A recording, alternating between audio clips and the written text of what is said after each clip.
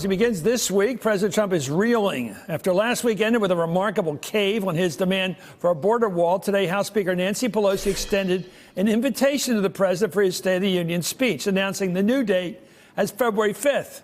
His capitulation on the wall may have ended the 5-week government shutdown, but it leaves the president weakened and bracing for even more challenges ahead. A bipartisan group of lawmakers will begin meeting on Wednesday to try to hash out an agreement on border security, including the wall, but the president has already thrown cold water on those negotiations. In an interview with the Wall Street Journal, the president was asked about the chances of a deal in the next 3 weeks. He said, quote, "I personally think it's less than 50-50. Wow. Well, the president also wouldn't rule out another shutdown, calling it, quote, certainly an option. When a pair of interviews yesterday, acting Chief of Staff Mick Mulvaney backed up the president's threat. Is the president really prepared to shut down the government again in 3 weeks?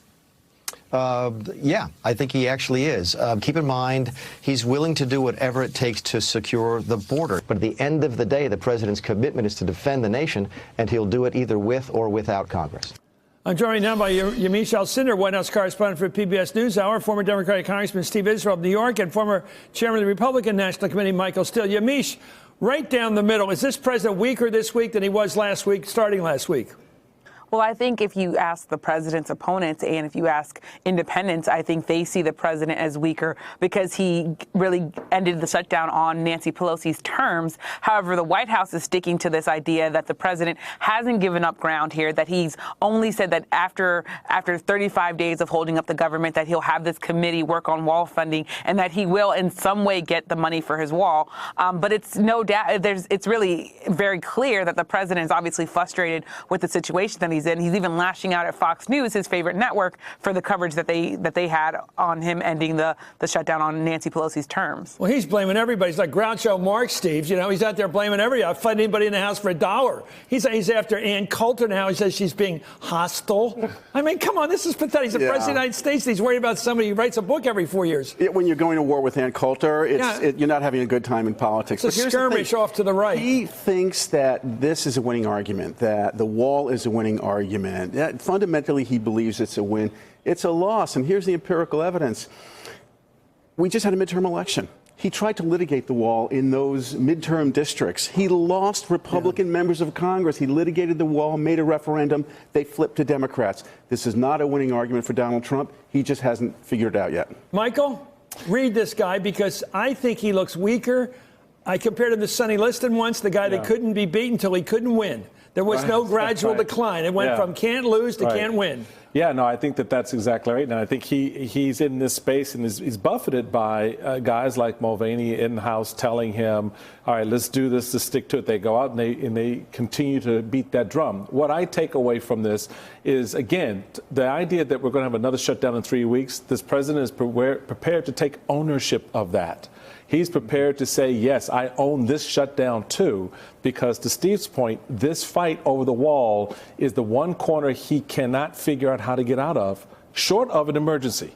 And so I think that either he's going to shut down the government or he's going to do the emergency piece will be the next reaction in this debate. Well, as I mentioned, the president's taken some heat from his base, of course, over the wall capitulation. Hard-right commentator Ann Coulter and Fox Business host Lou Dobbs both blasted the move.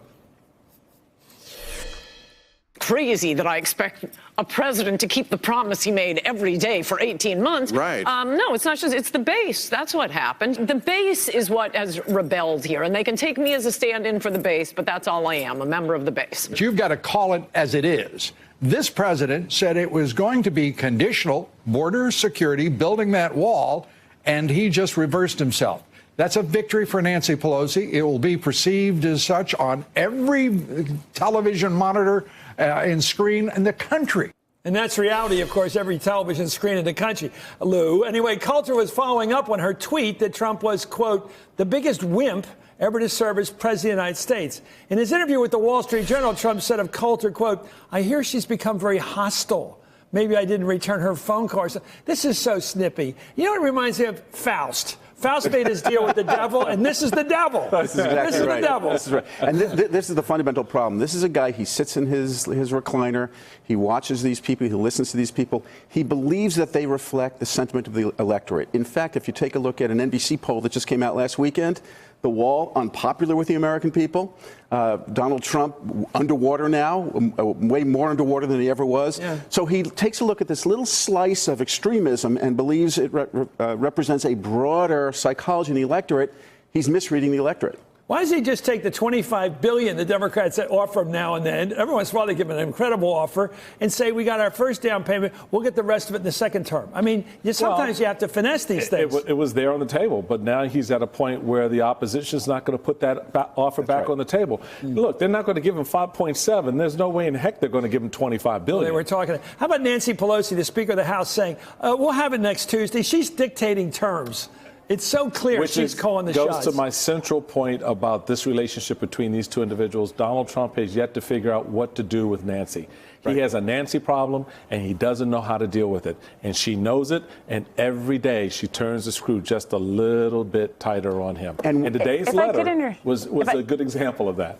And we would have had a different outcome to this shutdown had Nancy Pelosi not won the speakership. Can you imagine what would have happened had she not prevailed in this election? All I know is Nancy Pelosi, the Speaker of the House, knows how to deal with friends and enemies. Ask Kathleen Rice. Hey there, I'm Chris Hayes from MSNBC. Thanks for watching MSNBC on YouTube. If you want to keep up to date with the videos we're putting out, you can click subscribe just below me or click over on this list to see lots of other great videos.